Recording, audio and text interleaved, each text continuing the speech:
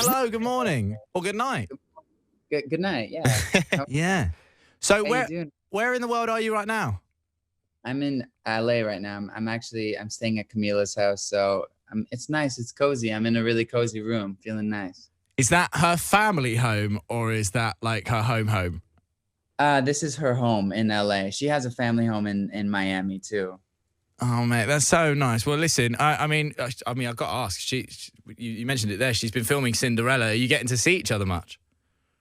She actually just got back like 3 days ago for the first time in a month and a half. So it was tough. It was like, I think the longest before that was maybe 3 weeks away. So a month and a half, we were like, the last week and a half, we were like, we got this, right? Yeah, because I remember the first time when you guys were out touring and stuff like that, and you said you were finding it tough. But listen, mate, congratulations on the brand new song, on Wonder, because, I mean, everything about this looks epic. I mean, the fact that you had a 1.5-minute trailer and you were playing the piano upside down was epic in itself. I mean, how good is it to finally get this track out there? It's good, man. It's really nice. It's something that I've actually noticed from even just having more interviews and talking with more people was like, this was definitely not just a reflective time for me. This was everybody's life got put on pause.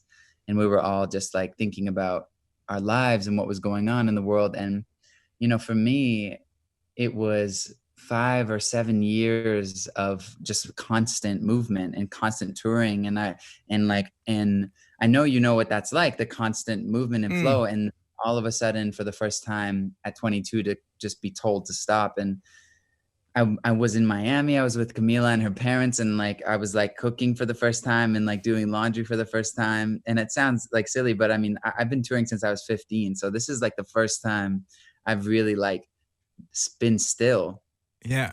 I started journaling a lot because I was just having all this time to think, and then found a place where I was like, I think I can say some stuff. And I realized like I had a lot of fear as a human and a person and a musician and an artist and a celebrity to say kind of how my heart was feeling. And I realized like when it comes to matters of the heart, we don't really have to be experts. We all have this internal moral compass, which is like, this is wrong, this is right. And Wonder was a little bit of that door kind of opening up for me. So it feels like the biggest relief in a way to get that song out, because to me, it was a reflection of the times and a reflection of me as a kind of person and a man and growing up. And I know I just kind of hit you with a lot of depth really quickly. No, but it's been a huge time for self-reflection. And, it's not just the song that we've got now. You've got a whole brand new album, also called Wonder, as you mentioned there. One thing that we have seen is that people during lockdown, they've had the opportunity to do collaborations that they never thought they'd do before. The winning collaboration of you and Camila, surely there is another one of those on this album. There is not. There's not? Oh, it's going to be a special. It's going to be a Christmas special. And then it's going to be so cute. It's going to be very nice. But it's a really special collaboration on the album that I think you'll be happy. I think you'll be excited about. Oh, you can't just say that. Give us a letter. Come on. You guys should be so used to that by now. We were talking earlier on about your brand new album, Wonder. Were you nervous to get this one out there? I really found a place while I was making it where I was like, this is going to just be hell for me if I don't just like it for me.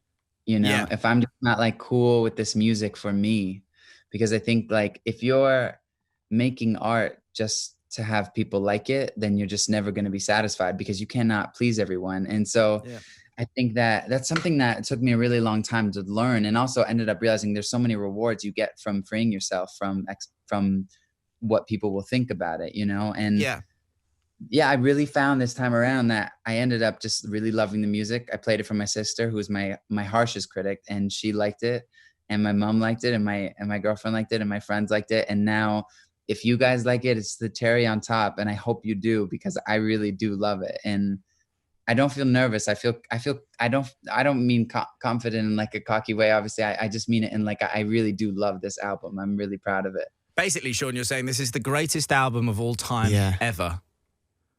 Exactly what I'm saying. Love the confidence. No, but but you mentioned it there. You know, you play it to certain people. Is your sister the first person that you play your records to? She's definitely one of them. She has this very honest thing about her. What's the pecking? How does the pecking order go? Like, because, you know, for some artists, it's like, oh, I've got to play it to my mum, and that's the first person, or I've got to play it to my partner. Yeah, Camila was with me actually a lot of the time while I was making the album. So she was kind of hearing everything from like rough draft, and so she was kind of always cheerleading me on the whole time. And my sister is one of the first. My best friends at home, I just have to send it to them, because if I'm getting a weird vibe from them, I'm like, okay, maybe I should rethink this. You know? Shawn, would I be right in thinking that a lot of this album would potentially be about Camila? So if she's sitting there in the studio, is she just sitting there going, oh, stop it, you? Well, it's all about her, unless there's another thing that I don't know about that I was writing about. But yeah, no, she wasn't in the studio, by the way. She was with me where we were, but she wasn't in the room. And if she came in the room at one moment and I was like, I'm cool with this, and she like had headphones on and we were hanging, and I was like, I'm really not cool with this. I think you have to go, please. Got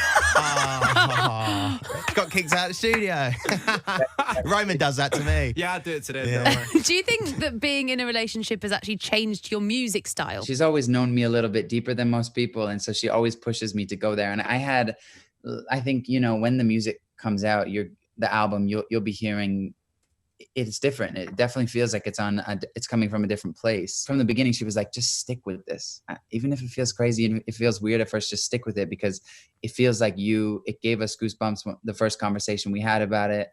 And I did stick with it. And in everything from that moment of like just sticking with the original concept, it all just like has been flowing, and it never stopped flowing even to right now, where I find that even when I'm sitting speaking to you about it, it feels like I don't have to overthink my words too much. It feels like it's like, I know this album, I trust it, I trust the music, I love the music.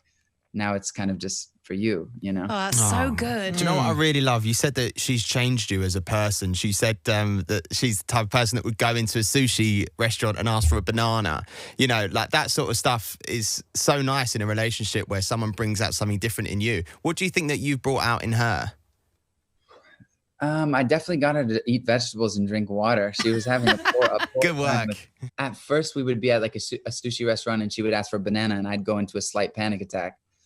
And I realized it was like she was just so sure and like not worried about what people were thinking. And there's nothing wrong with asking for a banana, but for some reason that would embarrass me. Yeah. And I think like over time, by the time it was like the 5th time she asked for a banana, I was like, you know what? I'll have one too, please. What's the deal? I'm sorry. What? Hang on. Banana.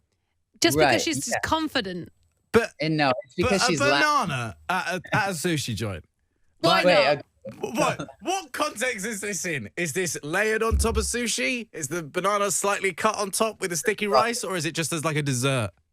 this is a complex you're going to have if you ever start dating a Latin girl, and you're going to realize that maybe it wasn't a sushi restaurant, but whatever it was, there's a banana involved. And it's this sweet and savory thing that she loves. And I really did not get it. I mean, her family was eating bananas with pasta.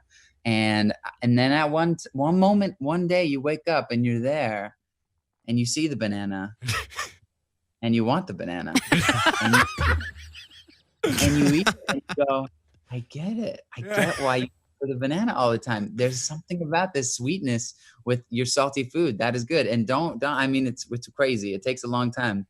I'm a fan of savory, sweet, savory. So we'll have to try it. We'll have we to will try have it. to try it before Yeah. we know.